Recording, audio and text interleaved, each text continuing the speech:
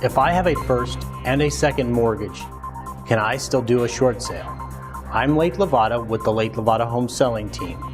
Again, the simple answer is yes. However, the first and second mortgage must agree on terms of the short sale in order for the short sale to close. If you or someone you know is facing foreclosure and thinking about short selling, then call the number on your screen or the number appearing after this video for your free consultation.